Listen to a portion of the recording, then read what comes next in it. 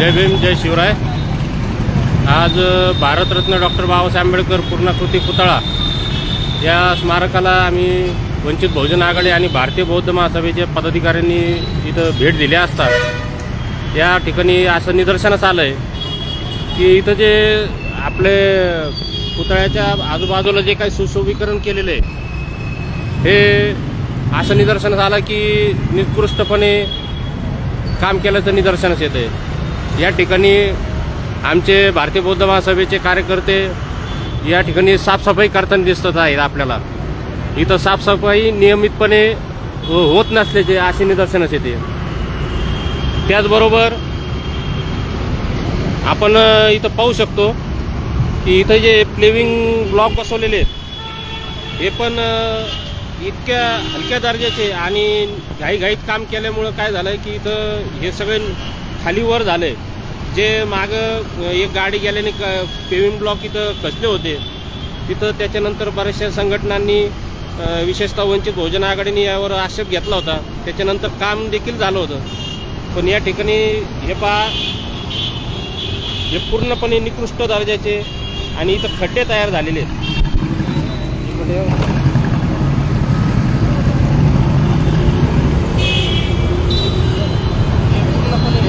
हालत आहे बरेच ठिकाणी साईडचे तुम्ही बघा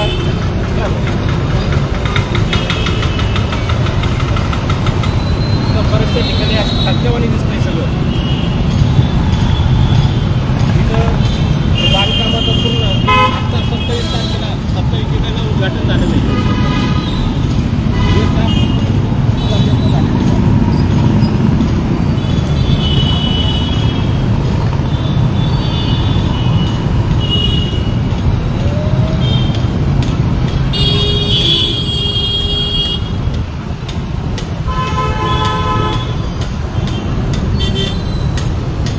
या ठिकाणी देखील असे अर्धवट काम करून सोडून देण्यात आलेले। त्या दिवशी याच्यावर तटही असल्यामुळे हे दिसून नाही आलं।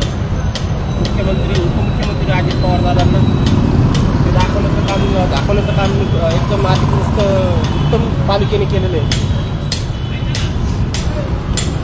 त्याचबरोबर हे इथं पण पहा हे सुद्धा आणते